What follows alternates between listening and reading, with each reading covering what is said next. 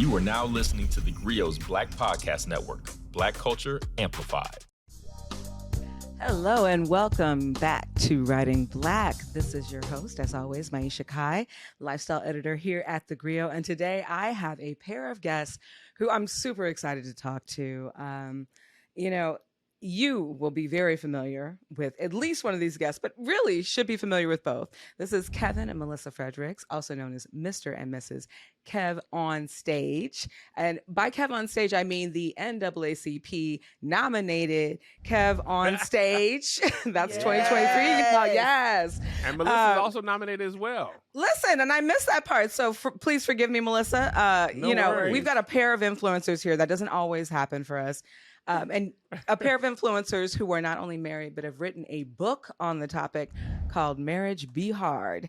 And, part of the reason I was excited to do this, I follow you both on social media and, have been delighted by your content for years, delighted by your family and watching them grow and all of that good stuff. Hi, Isaiah. Welcome to the show. Hello, yeah. Nice to meet you. People have requested in the comments to see you here. But you said before that you didn't want to be here, and now you're here.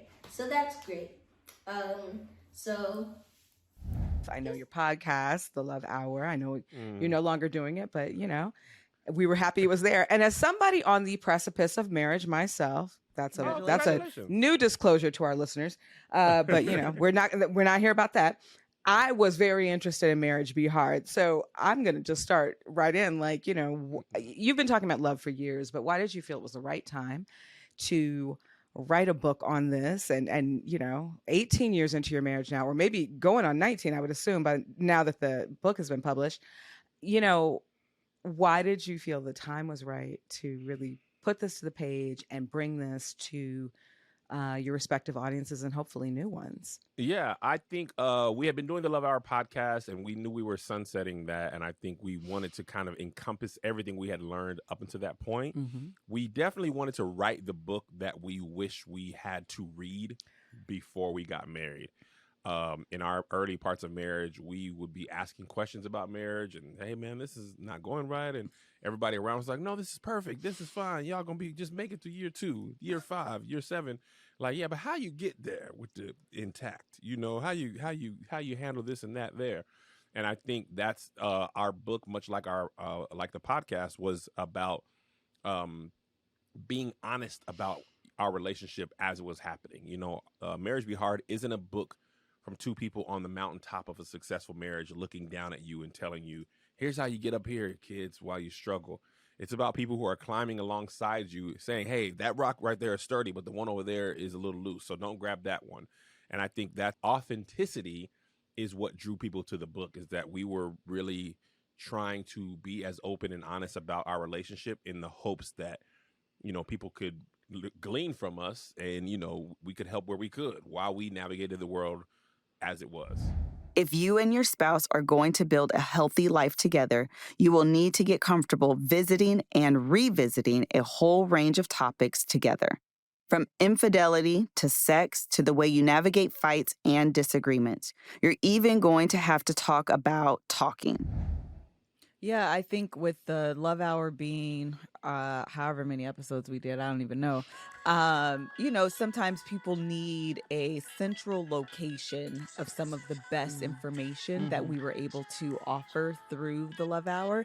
And I think the book is I don't want to call it our gift, but our offering back to our audience as we were closing the Love Hour. That's like, if you missed the episode, this book is going to have the information for you. It's kind of a one-stop shop of everything we learned and shared on the podcast in book form. And then there's, obviously some stuff that isn't all shared in the podcast. There's some new things in there as well, but it's also just our offering as we were closing that specific chapter of our lives. Mm-hmm.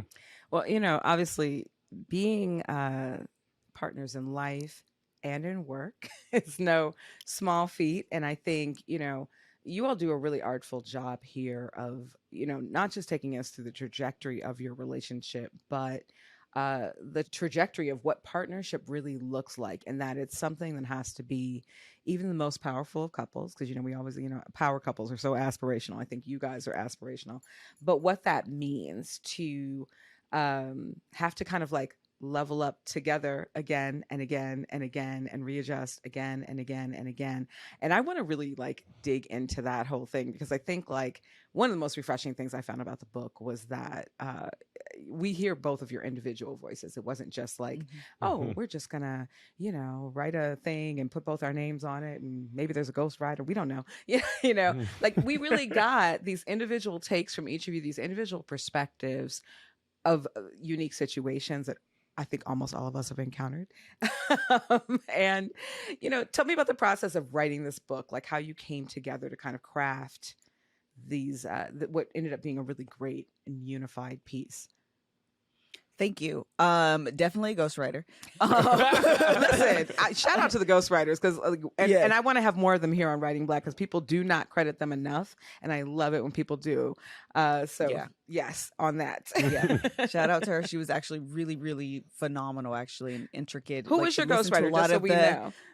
Her name is don't give me the line. Laura Hopper? Yes. Okay. Yes. All Laura right. Hopper. Yes. Thank you. As soon as we start talking about it, I was like, I know it. I know it. She is phenomenal. She was a fan and listened to the podcast like faithfully. And so she was just really, really great. But the process of writing this book was extremely like therapeutic on both ends. So on one end, it's therapeutic because you're able to like remember how far you've come. So we shared the story from our honeymoon when we went to Ruth's Chris, and we couldn't afford to walk through the door. There was no reason we were even, I don't know why we made the reservation to this It was day. your honeymoon. Yeah, it was our honeymoon. We thought it was a good idea. Let's go. We're going to have a steak. It's going to be fantastic. And couldn't afford the menu. Before our honeymoon, the most expensive restaurant we had been to was Red Lobster on prom night. For the record, Melissa got the Admiral's Feast for $22.99. At Ruth's Chris, I saw that the least expensive entree was the $36 stuffed chicken breast. We figured we would order 2 chicken breasts and ask the waitress what it came with. It's a la carte, she said. I didn't speak French, with the exception of a la mode. She explained that the sides were $11 or $12 each. I did the math in my head and came to the conclusion that if we ordered dinner, we would live in Ruth's Chris because there will be no money left for the cab back to the hotel. I asked the waitress to give us a few minutes to decide what we wanted. When she walked away, I turned to Liz. We can't afford to eat here, I said. When no one was looking, we made an exit through the kitchen, down an alley, and around the corner to a burger joint where we got 2 cheeseburgers for $11. So like we needed to get up out of there, but then we went there again. Like we had never gone from a honeymoon up until our 10th year anniversary. And it's just, again, that's just one of those stories that's very much, man, we've come a long way. Like even since our 10-year anniversary, we're approaching 19 years this year. It's almost 10 years later since then. Yeah. So even that is just like, man, we've come a long way. I have the memories. I was just sharing this of we lived in Washington State. Kevin didn't have a car. He was working at Burger King and couldn't get a ride home at 10 o'clock at night when it closed. And I'm begging my mom to let me go pick up my new boyfriend from Burger King so he doesn't have to walk home. Like we have all of those memories, and you don't think about that all that often. And the book, because they're constantly like, we need a story. Give us another story. What about another story? Like, girl, this is my whole life. Everything in my life is in here. Listen, I've only lived one life. I'm giving you the stories, okay? But it forces you to recall and recount and remember. And so in some ways, it's a gift the book gave to us. This other thing I also would call a gift, it just came differently packaged, okay? The other thing is that it also allowed you to realize that there's a pile of laundry that you've walked past for years. and no one has sorted it. No one has cleaned it. No one has gone through to say this is too small. We should stop doing it. I don't wear that anymore. Hey, actually, this is dingy. Let me get rid of it. Actually, I love this. Can we start doing this? Like, can I start wearing this again? We didn't go through our dirty laundry. It was a pile over there. We walked past it every day, child, but we just wasn't going through it. And so the book also allowed us to do that as well. To actually, we're talking about this stuff. Well, if we're gonna talk about it, let's be about it. You know, let's go through and sort all of this through. Let's have these conversations. Let's start therapy. Let's do the things and act out on the things that we're talking about in the book. Yeah. So again, another gift. It just came differently packaged. Listen, you know, I think we all know now why you are also a 2023 NAACP Image Award nominee. Yeah. So there's that. But yeah, you know, I was stunned by so many things in this book, and I want to get into all of them. And especially, you know, I love that you just pointed out the fact that you guys are like, you know, almost 19 years in the game, and you are not aged people. So we're going to get into that in just a second when we come back with more Writing Black with Kevin and Melissa Fredericks and Marriage Be Hard. All right, we are back with more Writing Black and Kevin and Melissa Fredericks, also known as Mr. and Mrs. KevOnStage. If you don't know them, you should, because they are so much fun, both individually and together. And together they wrote Marriage Be Hard, which is I think, a really wonderfully refreshing and groundbreaking memoir and, you know, compendium of advice on how to be married, how to stay married, how to navigate marriage. And come on. And I just really, I personally appreciate it. I'm sure your listeners and your readers and your fans have appreciated it. But really, your story, I mean, you guys have been together at this point, I would assume, over half your lives. Longer than we haven't. Yes, longer than you haven't. So, you know, you start in high school, you know, you meet, you know, Kev describes you, Melissa, as like, you know, he walks into the room and he's stunned by your beauty and, you know, and not just your beauty, but your presence, like the way you commanded a room. I'm seeing it here. I get exactly what he got. I'm like, I get it. Like, well, no, because you're the kind of person I'm like, I want to be your friend. I want to hang out. Like, you know, you know, that's a unique quality. But you also talk about, you know, both of you being churched, which, you know, I think black folks, whether you're churched or not, you at least know churched people. And so you're absolutely like, wow, yeah, that's a lot to come with. And I think you were really brave in this book in tackling the ways in which the church both enabled in many ways, but also maybe kind of hindered is the best. That's an excellent word. Hindered your marriage, especially in those early days. I know I want people to read this book, so I don't want to spoil too much, but I would love to hear you guys talk about it. Yeah, I think that, you know, no person in authority over, whether it's your parents or, you know, a pastor, they mean you no harm. They are 100% absolutely doing the best that they can with the information that they have in front of them. Yeah. It is a grace, as I just said this, as a 40-year-old woman, I offer my mom, both my parents, but my mom specifically, because I am now a woman. Yeah, I offer her so much grace retroactively because I just couldn't understand as a teenager what she was going through as a woman, as a mother, as a wife, as a career woman, I just couldn't understand it. And now that I'm almost 40, I'm approaching 40, I'm like, ooh, girl, I understand it in a way I didn't understand. So I'm going to offer you some retroactive grace because I understand you was doing the best you could. And that's church people. Okay, listen, they doing the best they can. Okay, they don't mean us no harm. Yeah. And there is a lot of grace that I extend. However, but also plus. Okay. Also and as well, I like to say. Yes. Come on. Also and as well. When you grow up in the church, marriage is set up for you as a fairy tale, a promise that if you follow the rules, you'll get everything you ever wanted and more. But sometimes that promise doesn't deliver. We had those expectations. But when we got the reality of what marriage is, the reality we didn't see at the end of movies, when the prince and princess ride off on beautifully groomed horses, We weren't prepared for much of what we found. That doesn't mean it didn't come without unintentional harm, unintentional trauma, unintentional, I call it brainwashing sometimes, that, affects me in a very real way to this day, especially when you're talking about sexuality. Like, that is something that we got to do better. Yeah. We got to do better as Black people. We got to do better as Black church people, as, Christians. We have to do a better job of, I always want to say reconciling, but reconciling is to assume that they're opposing, and they're not. Christianity and sexuality were designed together. We separated them, not God.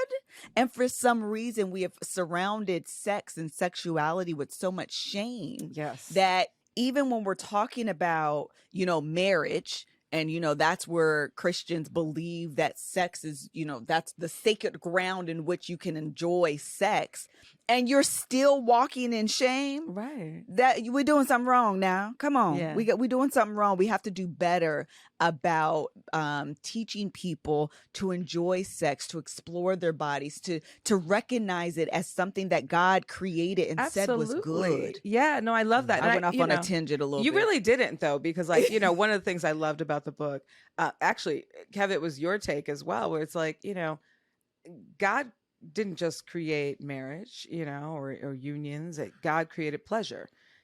We are anatomically, designed to not just procreate, but to create pleasure for ourselves and for others. And I think that that's a discussion that we don't always have, particularly those of us who are rooted in a church tradition. And I love that that is something that you as a couple had to navigate, and that you shared that journey with us, because I don't think it's an easy one, and it's one that oddly, I can say this as a woman who is well into her 40s now. It comes up again and again. It's not a stagnant conversation. It's not like you just figure out one day, like, oh, I like these things, and that's like your life for the next 50 years. Like, no, that changes and changes. It changes in the scope of a relationship, and it definitely changes in the scope of a marriage. We're gonna get into that a little bit more, because I want to delve into the chapter "Sex Be Hard," but we're gonna do it, and not always in that good way. But I'm gonna get into it in just 1 second when we come back with more Writing Black. We are back with more Writing Black and Maiysha and Kevin Fredericks, also known as Mr. and Mrs. KevOnStage, who have written Marriage Be Hard. And, you guys, listen, I know you say it be hard. Y'all make it look easy. I know it's not always easy. Lie. It's a lie. I don't know if we might make it look easy. I didn't mean to interrupt you from your question. Listen. I think on social media, we all post our best picture. Yeah. Right? We take our best selfie. There's some pictures that we was at the NAACP Image Award nominee luncheon, and I was wearing a white undershirt. I used to wear black, and I was taking my picture on the exhale, and I said, "Dang, I gotta go on the suck in," but I didn't take the picture. If that was me, that picture would have never got posted. Let me suck in and then take the picture. But I think we as people fill in the blanks positively, as long as you're not posting the negative. And very few people are like, well, me and her just got into an argument, and here's how we look right now. Let's post that. We just don't do that as people. So people tend to think, oh, it's perfect. It's great. Look at how beautiful they both are, and how tall and handsome he is, and how physically fit he is, and how just like, man, what Jason Momoa, Idris Elba, KevOnStage, Jonathan Major. What is the difference? And I know people feel like that, but there is a difference, especially between those three. But that's another reason we wrote the book, is because you can see these pictures, but now look at the behind the scenes of this and understand that we do love each other immensely, but we also are working to love the current version of each other. And that's works. This book is what that work looks like. That's real. That's real. And I want to talk about it more. We're going to do that when we come back with more Writing Black and Kevin and Maiysha Fredericks in a moment. We are back with more Writing Black and Kevin and Maiysha Fredericks. You might know them as Mr. and Mrs. KevOnStage. And if you haven't read it already, you should be reading Marriage Be Hard, because I am personally getting so much out of it. I promised earlier I was going to talk about sex, and I do want to talk about it because sex be hard, yo. Like, I think people think like sex be hard, yo. Whether you're starting out at it, or trying to spice it up, or listen, I'm a woman of a certain age now, and I will say hormones be hard. Hormones be hard. Hormones be hard. You just be like, Hormones "These be don't- hard. Get away from me. First of all, who asked you to come over here acting like that? Now? I had a routine. I knew how this went. You know, I did. You over here messing stuff up. Now sit down somewhere. But I'm always interested, and this is usually a question I don't get to ask anybody except for like the romance writers that I interview. I'm always interested in when you are writing sex. Talking about sex is never easy. It's not easy in person. I don't know. I have not written about sex yet. I'm sure it's on my horizon as a writer, but you are churched folk. Tell me about the process of writing a whole chapter on sex, even within the construct of marriage, which is supposed to be more acceptable. But tell me about this, how this went. I don't. Now I'm starting to think like maybe I probably should have felt a little bit of a heavier burden about writing it, but I really didn't. And Good. I think the reason, I know I'm like, ooh, I don't know if that's right though, but I think the reason why is because I really do believe that you help people through your transparency. Mm-hmm. And I think that we do grow, I mean, to the point of social media and this idea that we paint for people, we grow up thinking that like our lives are so isolated and unique and different. Everyone else is out here living a perfect life. Let social media tell it.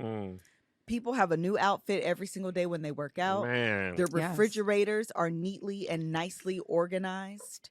Their house is always immaculate. Man. And their marriages are perfect. And They their always have the kids- good light. Oh, the lighting's always perfection. And their kids pose in pictures. Right. Like, That's so funny that you mentioned that because we just posted family pictures. I and people saw were like, them. JoJo smiled the whole way through. That no. boy smiled in the pictures you see. There was a There's time where he was 68 not. more pictures where He was looked like, I clocked out. I clocked. He gave us Well, about they were 28 charming. minutes. They were Thank charming you, pictures. But I was like, little boy, I'm about to fire you out of my family. I literally want you replaced. Like, how can I need someone new. No, but I think that's what it is. And so when you think about your situation, you're comparing the reality, of your situation to what you're even believing of other people. And you always feel like you are broken. Yep. You're doing it wrong. You Mhm. ain't got it right. What's wrong with me? What's wrong with us? What's wrong with this? What's wrong with my kids? Why my house ain't? All of these things, listen, everybody got a beautiful white house, white kitchen with the gold and the this and the that. And you're like, girl, And the I'm pot up in filler. here. Why they all have pot fillers? The pot They fillers. got popular. Listen, and you're big time. like, not me in here with this dry wood Listen. and this carpet and my lights are yellow. Like, I don't even have natural light. Like, People's houses be dirty on Wednesday. come on. You clean it up on the weekend and probably clean up Monday, but on Wednesday you going through it. Listen, that's real life. And I think that's the thing about sex. We have to remember that it's hard for a lot of us. Man. A lot of us have things that we believe about ourselves. We have things that we believe about sex, about how it should work, how it should operate, how I should look, how I should da-da-da-da. And when it doesn't match up to whatever this ideal you have, child, that is ripe ground Yes. for conflict. Mhm. I totally agree with Melissa. I think what we brought to the table is an honest look at sex that I think most people who are living in their truth know, right? Like one of the I hesitate to say a mistake because it wasn't a planned mistake, but nevertheless, still a mistake. One of the biggest mistakes I made coming into marriage was letting media infiltrate my mind and set me up for what I thought sex would be like, right? I didn't have parents. I keep kicking you. I'm sorry. I do this a lot with my toes. I didn't realize it. But I didn't You have. just want to be close. I Yeah. do.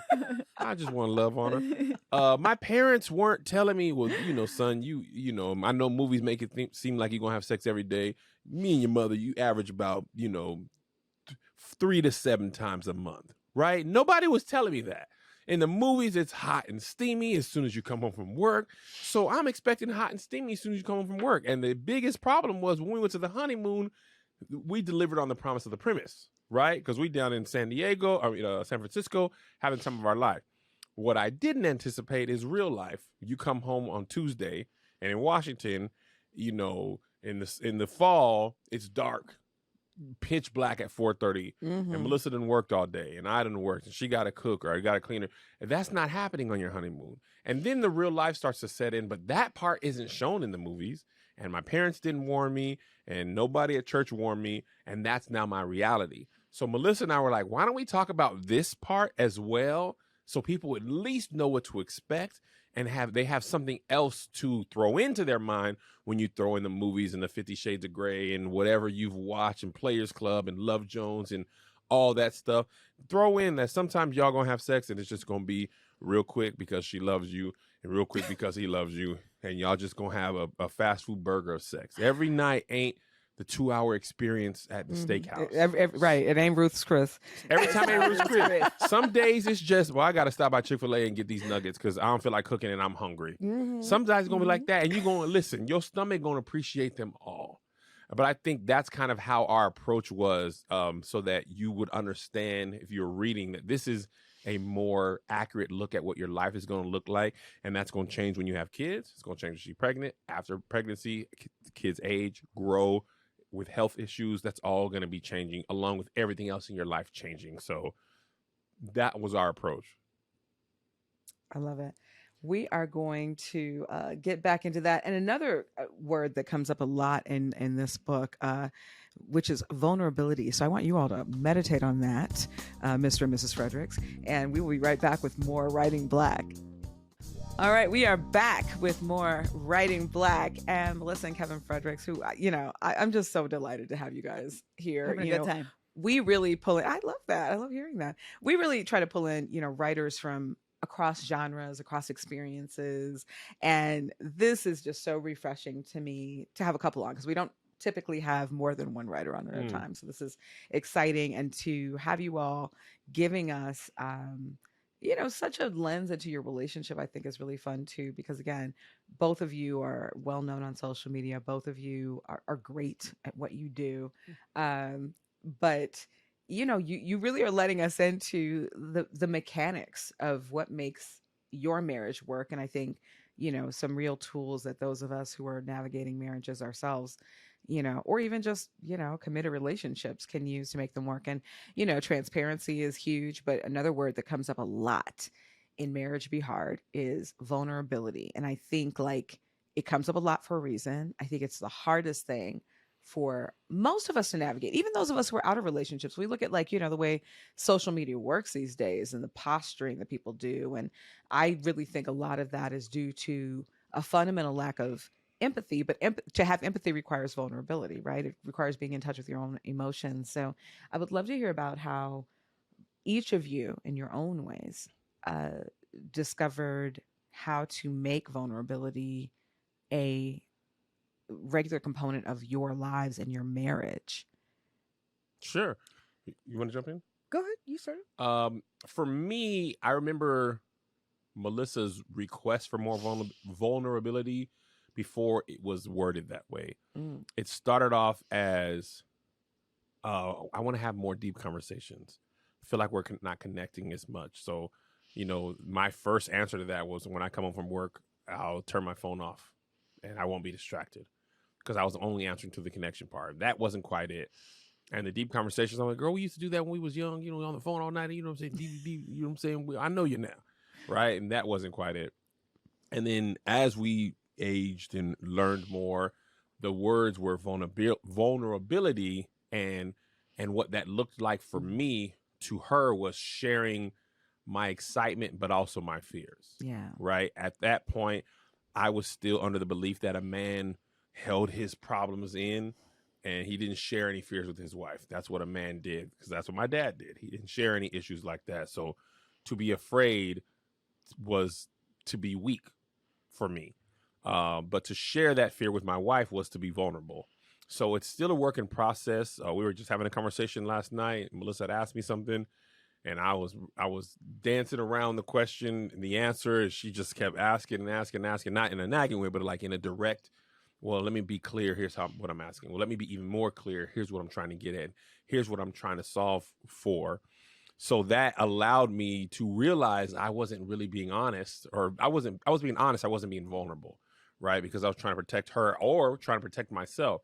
So that vulnerability looked like answering the question that she was asking, even though that meant that her response might not be what I'm asking for at the time, but she was going to make that attempt. And I remember saying last night, that was very vulnerable for me to say that to you, because if it doesn't work out, now I've exposed myself to the opportunity that things might not pan out the way I want them to. And that to me is part of vulnerability, like sharing your truth beyond just the successes, sharing your fears, sharing your honesty, not necessarily trying to protect your partner, not necessarily being mean. I don't mean to be unkind, but sometimes in our relationship, at least, we ended up hurting each other, trying to protect each other from what well, I don't know how she's going to take this, so I'm just not going to say it, or I'm not going to word it that way. You can share your honesty in a kind way and not protect your partner and let them, wrestle with that on their own. But we avoided that with each other, trying to protect each other. And it ended up in our relationship having a backfiring effect, right? Trying to protect her ended up being hiding stuff from her, or shielding her from stuff, or not sharing my honesty. So vulnerability is a lot of those things. But for me, mainly it's about sharing the whole 360 degree of my feelings, not just what I want her to know, not just what I think she can take. The lack of clear communication between us made me feel like my contribution wasn't valued and that my husband didn't want to work with me. It was a clear case of bad communication, but the check-in allowed us to work through our feelings, hear each other, understand each other, and end up on the same page. A lot of times we fail to effectively communicate for fear of what our partners will think, feel, or say. We think we're protecting their feelings, but theirs end up getting hurt. I've started encouraging Melissa to speak up for herself because for too many years, I was writing Melissa's responses for her in my head, and those responses were always negative. But also, show me where you hurt, right? Show me where you hurt. Show me your fears. Let me know how that made you feel. Even saying stuff like, what you said hurt my feelings. Like, as a Black man, I felt like, you ain't never hurt my feelings. I'm a man. You can't hurt me. Right. But you can. I'm bulletproof, right? And you did. And I'm not bulletproof. Right. And when you left, I was like, and I didn't like you. Yeah. Right? So sharing that did not feel manly. It felt like the contrariness to manhood. But that is also vulnerable. And that allows her to understand what she does that hurts me, so that she can not do those things, and vice versa. Yeah, I would say that, vulnerability is really exposing yourself to harm. And I think the reality is we do like love. But so is marriage, isn't it? Exactly. That's exactly what I was going to say. The reality is we do a lot of things every single day that exposes us emotionally to harm. Yeah. I think sometimes when you're like kind of keyed in on it, that's when we shield, like we begin to feel like we need to protect ourselves. Mm-hmm. And I think the beauty in relationship and the beauty that I'm finding in our relationship is recognizing that all of that is safe with you. That is when you get to the depth of a relationship that is so like, I know you got me because I've given you the ammunition to turn around and hurt me. And instead you've embraced it and you've protected it. Mm-hmm. That's love. That's relationship. That's marriage. That's the beauty and the separation of a marriage and the relationship you have with your mama or your sisters or your kids or your best friend, is that I would hope the person that you can be fully exposed to is your partner. Yeah. And that's what I'm striving for. So even when I often talk about vulnerability, I often talk about transparency, all of these components that I say are required for communication. It's honesty, transparency, and vulnerability. But all of these components that are needed for communication, if you feel like your relationship is superficial, or you feel like, oh, we're just not getting to, it's probably because you're like, I feel like we're not all the way connected. I'm feeling like there is something missing, and I'm not the truest, rawest, most authentic, most vulnerable person with you. And we all need that safe space to take off the armor, to take, listen, we Black over here. You got to go out the threshold of your door. Yeah. And if you're a Black man, there's a lot of armor you have to put on. Yeah. There's a lot of pretending and tap dancing and different things you have to do to be accepted. I'm Black, I'm tall, let me look less harm. Let me smile. Let me take my hood off. Let me I'm a woman. Let me not say that with so much attitude. Let me not snap my fingers. Let me not appear to be sassy.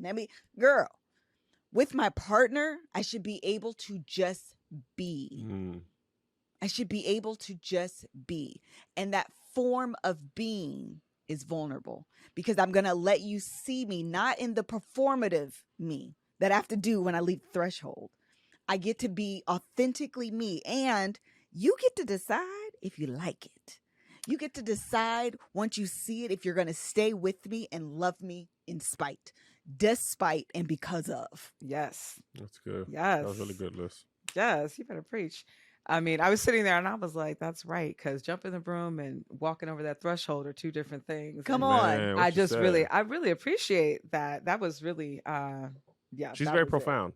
She's super profound. I'm sitting there like, okay, and it just flows out of her like water out of a faucet. I love it. I love it. I love it. I do want to say, first of all, thank you guys so much for coming on the podcast and for being so honest, transparent, and vulnerable with your truth. And also thank you for this book. And I want to say the full title of the book, which, I think really, if people haven't engaged with it yet, we're talking about love right now. Valentine's Day is upon us. And, Marriage Be Hard is part of the title, but it's Marriage Be Hard, 12 conversations to keep you laughing, loving, and learning with your partner. So this isn't just, you guys dishing on your personal narrative. It's also, how we can all kind of navigate, and it gives us a kind of touchstone and a guidebook to continue to use. And I personally thank you for that, because I think we can all use it. But what's next for you, I guess, as a couple and individually, because you have these individual careers popping off? Well, that's a big question, apparently. TV and films, child. TV and films. I was like, I don't know why that side was so deep and long. Listen, we saw the family pictures, and I saw that a lot of people asked. They were like, "When's the sitcom? We need to see the sitcom. You'll we want never the see a sitcom with those things." kids in it. Not Isaiah and Josiah Fredericks. My Joe yesterday, we actually took a meeting yesterday, and I was talking to him. I was like, Joe, would you ever act? And he was like, well, I like to get paid. I like money. I was like, little boy, go on get. I won't cast him. He's blackballed in my production. You're not casting him. You said I ain't casting him. Our kids are so temperamental. They're regular teenagers. You hear me? Boy. They're the regular temperamental teenagers. Unless the show is about going to watch Marvel movies as a family, I don't know what else they would do with excitement. They are the best. But no, TV and film is probably the best thing. The thing that we are working on, that we'd be most excited to get. We don't have anything to announce as of yet, but that is what we are striving towards. Yeah, definitely. I'm just going to double down that on the yet part. Okay. Yeah. Hallelujah. Amen. Hallelujah. Amen. Yeah, but also plus always. We will be right back with more Writing Black. So, this is Writing Black. It's a podcast about Black writers and words. What do you read? What inspires you? What books or writers have inspired you over the years? Over the years. So I actually have two of my favorite, they're actually audiobooks, and they are my absolute favorites. The first is Becoming by Michelle Obama. Mm-hmm. I think she is a beautiful storyteller.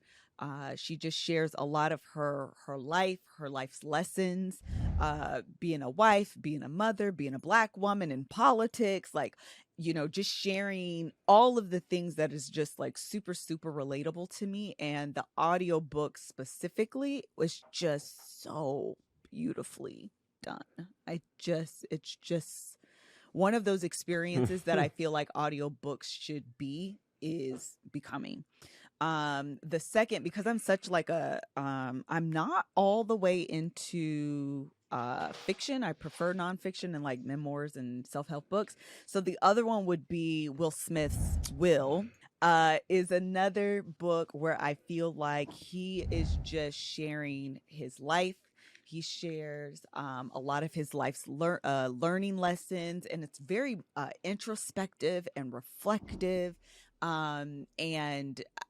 The book itself, the audio book itself, is just so incredibly done with there's music in there and there's news clippings and his voice, and it's also extremely vulnerable.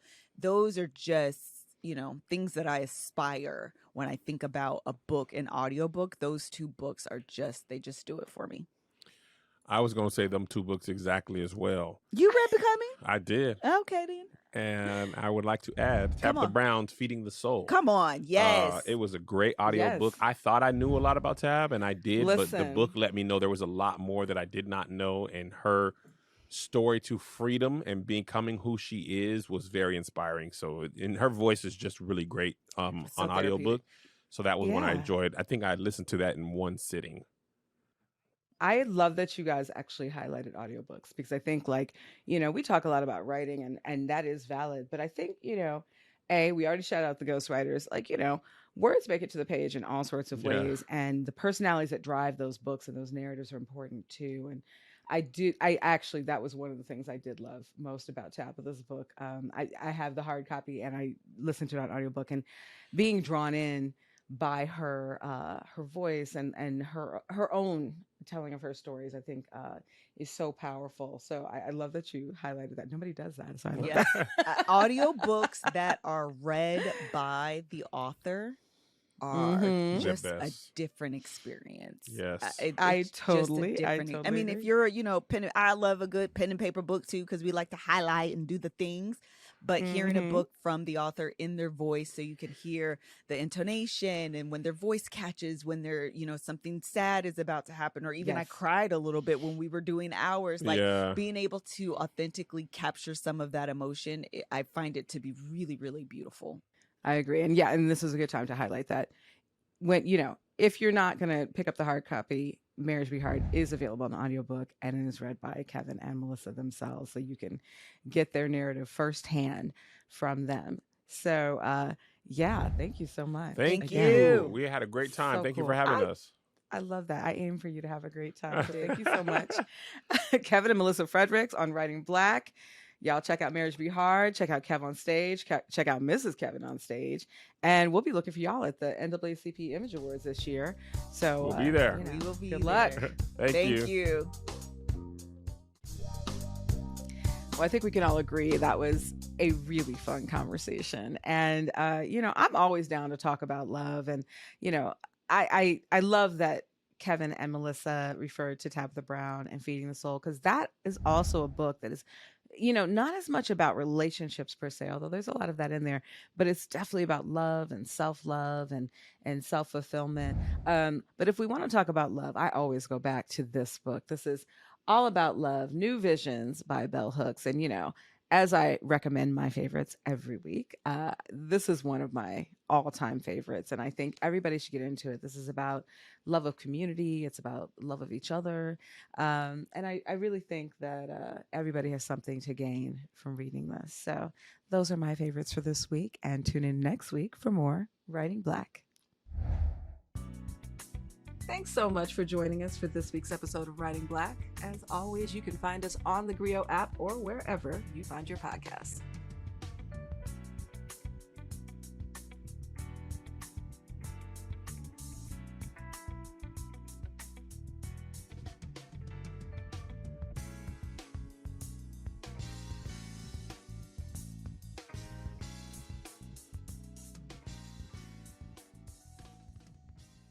You are now listening to theGrio's Black Podcast Network, Black Culture Amplified. Witty, honest, entertaining. Introducing Dear Culture with Panama Jackson on the TheGrio Black Podcast Network. Listen today on the TheGrio mobile app for all the Black culture debates you don't want to miss. Also available wherever great podcasts are heard.